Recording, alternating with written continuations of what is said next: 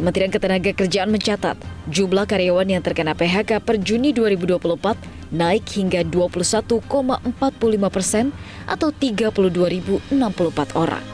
Terakhir rilis Indeks Harga Konsumen atau IHK mencatatkan deflasi di level 0,18% per Juli 2024. Deflasi bulan Juli lebih dalam dibandingkan 2 bulan sebelumnya maupun dibanding 2 tahun terakhir.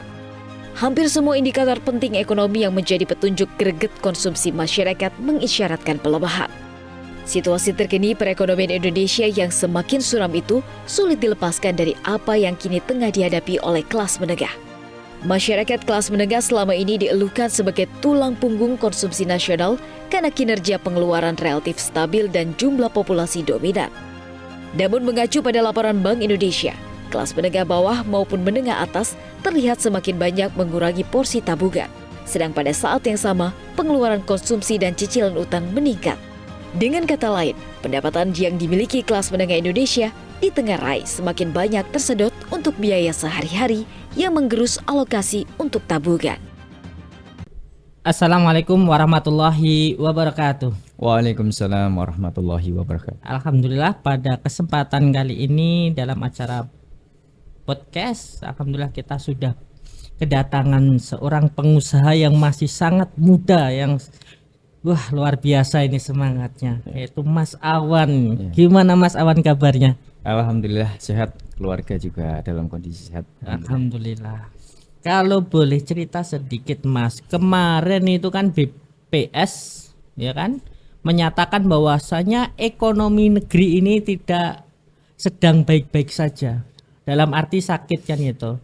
Di mana ekonomi menengah justru turun menuju ke miskin. Nah, ini juga berdampak apa tidak Mas dengan usaha yang selama ini Mas Awan geluti? Ya tentunya ada dampaknya, karena memang kalau dari pribadi saya itu pengusaha yang menengah ya, yang dari hasil padi itu dibikin beras. Dan saat ini memang kondisi ini pengaruhnya diimpor untuk saya kan, karena beras impor otomatis petani juga merasakan dampaknya. Dan juga dari PT atau pabrik yang besar yang dia itu punya daya tampung lebih banyak, dia itu langsung beli dari gabah dari petani langsung, sehingga ke perusahaan menengah ke bawah seperti saya penggilingan yang menengah otomatis akan kalah saing dengan PT gitu. Ya menurut saya memang pemerintah membebaskan gitu loh, PT itu semakin besar gitu kan. Nah, sedangkan kita mau lahannya juga di situ, kita bersaing dengan PT yang besar ya mungkin agak kesulitan. Oh, kesulitannya. Jadi sangat berdampak sekali dengan usahanya. Nah, kira-kira faktor apa aja Mas itu kok bisa berdampak begitu signifikan itu? Ada faktornya nggak kira-kira? Kalau di tempat masyarakat dari menengah itu bisa jatuh miskin itu banyak faktor ya, banyak faktor. Yang pertama daya beli masyarakat untuk produk dari kita masyarakat dalam negeri itu memang sekarang menurun drastis. Kan ada dua pasar nih ya, pasar online sama dengan pasar offline. Ya, kalau offline jelas sekarang sudah kalah dengan online ya. Kita mau beli cabai ada online kan gitu kan. Dan sekarang online itu membuka peluang bagi luar negeri. Karena memang sekarang itu online nggak cuma main-main dalam negeri. Jadi online ini barang-barangnya itu rata-rata luar negeri. Terutama sekarang digdayanya ya Cina gitu kan. Ya, digdaya untuk produk itu memang kita Cina banyak sekali. Dari segala hal ya, perabot, dapur atau apapun itu sekarang Cina itu sudah memang digdaya benar gitu. Luar biasa. Karena memang pasar bebas ini ya sangat berdampak sekali pada produk-produk asli orang Indonesia.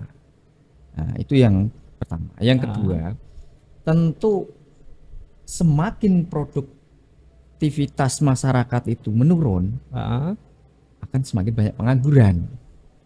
Nah, semakin banyak pengangguran, otomatis akan berebut pekerjaan. Oh iya. Iya. Dan penghasilannya juga semakin turun. Karena apa?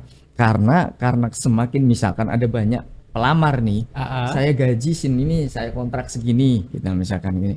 Kamu nggak mau, tapi ada yang ngambil. Karena apa? Daripada nganggur kan? Iya. Ya, seperti itu. Maka pemerintah ini memang harus benar-benar impor ini harus benar-benar dipikirkan. Pasar bebas ini memang sangat terpengaruh sekali. Karena kita mau kaya kan susah, sulit. Kecuali bagi mereka yang punya dana besar. Mereka punya dana besar, mereka bisa impor dari luar. Banyak. Importir. Iya, importir. Mereka punya importir banyak sehingga baru dia online kan ke Indonesia, ke pasar masyarakat. Sehingga offline-nya ya jelas kalah. Ya, padahal offline itu pasti orang Indonesia kan. Rata-rata orang Indonesia. Kalau online itu bisa dari orang luar, bisa dari orang Indonesia. Nah, itu. Nah. Mas Awan nggak mencoba ini ikut pasar online? Jadi importir ya. Jadi importir. Wah, sama kalau saya jadi importir. Sebenarnya dulu juga pernah ditawarin importir. Tapi bagi mereka orang-orang yang memikirkan individual, memikirkan diri sendiri, ya tentunya mereka nggak akan memikirkan masyarakat. Dampaknya masyarakat tuh nggak akan berpikir. Padahal masyarakat kita, umat kita ini memang sekarang lagi kritis ya. Dan juga sekarang itu karena pemerintah itu juga memberikan kebijakan, kebijakan seperti pajak sekarang naik, dan istilahnya BBM juga naik, belum lagi nanti BPJS dan lain-lain sebagainya. Begitu banyak pengeluaran, padahal pemasukannya nggak bertambah, kadang malah ini berkurang, malah turun ya. Tapi bebannya itu malah naik, bertambah gitu. Dari pemerintah malah menambah beban. Nah, ini yang sebenarnya sangat memiskinkan rakyat dari menengah ke bawah. Terus bagaimana yang miskin gitu kan? Yang miskin dia paling diberi sembako gitu bisa. Tapi kalau yang menengah ke bawah ini dampaknya sangat ini sekali, riskan sekali. Wah, sangat luar biasa. Sangat luar biasa sekali dampaknya. Kesulitan banyak teman-teman. Saya pernah melihat di sosial media ya. Ketika ada orang yang jualan makanan gitu ya, itu dia itu didatangi orang untuk membayar pajak. Dia marah-marah. Kenapa? Dari pagi belum ada yang beli malah kamu ya. Seperti itu. Itu pernah saya lihat seperti itu. Wah, menyesatkan sekali ini. Belum ada pemasukan sudah ada pengeluaran. Iya itu, wah itu memang. Terus yang kedua, banyak sekali masyarakat itu yang terlibat ribawi. Sistem ribawi. Ya, sistem ribawi yang menurut saya agama Muslim ini memang bahaya. Saya sendiri juga pernah mengalaminya. Pernah terjerat ya? Iya, pernah terjerat. Itu memang benar sangat nggak bisa dibilang dengan kata-kata itu memang. Resikonya sangat besar sekali. Ya, gimana nggak besar? Kita usaha belum jalan, tapi bunganya udah jalan gitu loh. Pendapatan saya 10.000 untuk bayar. Itu udah pasti ada potongan untuk di situnya itu loh. Padahal 10.000 untuk kebutuhan aja belum pasti cukup gitu loh. Apalagi dengan bersaing dengan pasar bebas ini, dampaknya sangat luar biasa. Nah itu. Jadi banyak faktor ternyata yang mempengaruhi dari penurunan ekonomi menengah justru menuju miskin ini. Sangat luar biasa dampaknya ternyata. Mungkin ada solusi Mas untuk menyelesaikan, kan kita sudah tahu nih penyebabnya. Ya ibarat kata dokter itu kan kalau sudah mendiagnosa kan tentu bisa memberikan obat. Nah mungkin Mas Awan ini bisa memberikan solusi atas problem yang dialami oleh masyarakat kita kan di negeri ini kan itu. Dari beberapa faktor tadi Mas. Tentu memang masalah ini harus dari akar Mas. Dari akar, maksudnya apa? Ini dari pemerintahan. Jadi pemerintahan ini memang harus benar-benar diperbaiki. Ya sekarang pemerintah aja nangani korupsi aja kesusahan. Ya mau gimana mau ngurusi orang-orang yang punya produksi kita dukung. Kita punya istilahnya diberikan ilmu tambahan atau dana tambahan atau distribusinya kita ekspor ke luar negeri. Itu memang sebenarnya harus didukung oleh pemerintah. Sekarang produksi yang diolah di Indonesia itu yang bisa ekspor itu bisa dihitung.